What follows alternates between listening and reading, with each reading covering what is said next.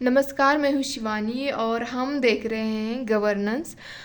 UPSC का जो GS paper second है उसके अंदर गवर्नेंस टॉपिक है, उसको हम देख रहे हैं। 10 अक्टूबर से 18 अक्टूबर तक हम इसको कंप्लीट करने वाले हैं।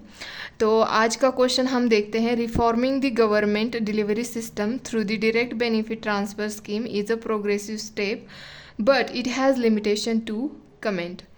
तो इस पे मतलब जो हमारी डायरेक्ट बेनिफिट ट्रांसफ़र स्कीम है ये एक प्रोग्रेसिव स्टेप है इंडिया में, बट इसके अंदर कुछ लिमिटेशन है। तो यही क्वेश्चन है कि क्या लिमिटेशन है, इसके ऊपर हमें कमेंट करना है।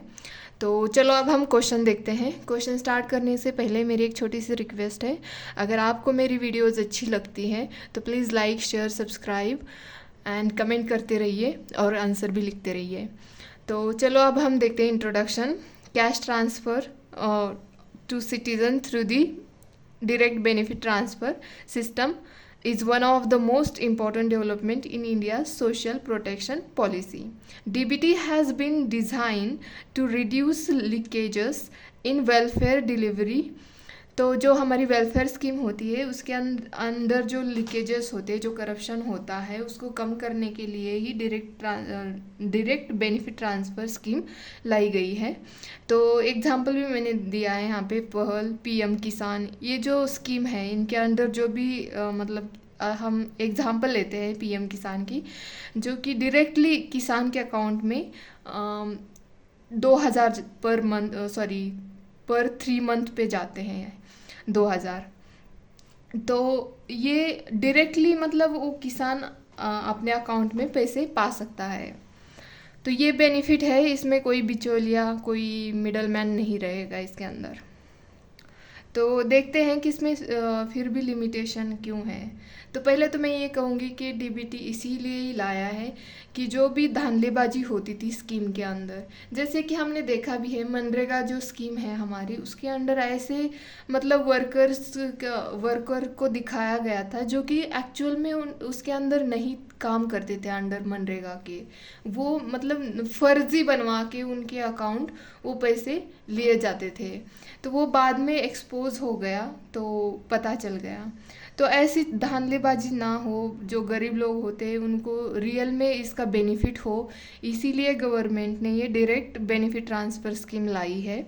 तो अब हम इसमें देखते हैं कि लिमिटेशंस क्या क्या है इसके अंदर। तो एक्सक्लूजन एरर जो होता है वो किस वजह से होता है, जो डॉक्यूमेंटेशन मतलब जो डॉक्यूमेंट होने चाहिए, जो रिक्वायर्ड डॉक्यूमेंट चाहिए होते हैं, वो कभी कभी ना जो बेनिफिशरी होते हैं उनके पास नहीं होते हैं। तो जब उनके पास डॉक्यूमेंट नहीं होते हैं तो देखो जो भी ऑफिसर्स होते हैं वो तो उनके तो रूल के अकॉर्डिंग काम करना होता है।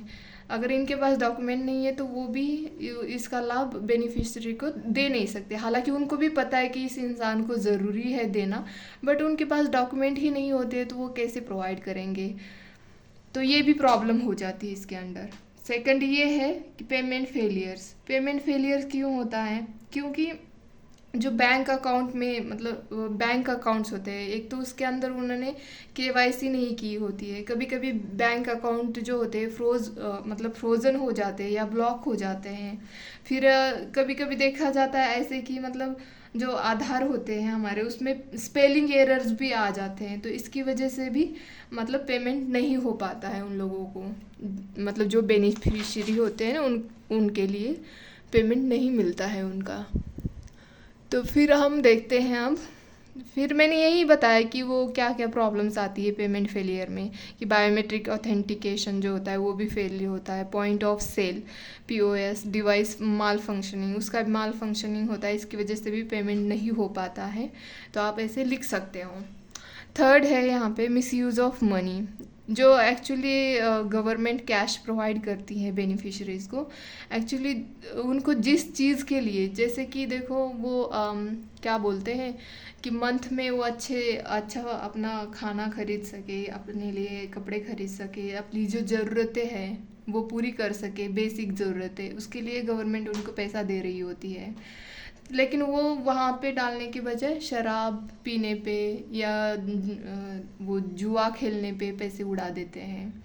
जैसे कि पहल जो स्कीम है उसके अंडर गैस सब्सिडी मिलती है, बट लोग क्या करते हैं, गैस तो नहीं खरीदते हैं, चूल्हे पे ही अपना काम चलाते हैं, बट वो जो पैसे मिले होते हैं वो ऐसे ही उड़ा देते हैं। तो ये मनी का मिसयूज़ हो जाता है। फोर्थ है यहाँ पे डिपेंडेंस ऑन टेक्नोलॉजी।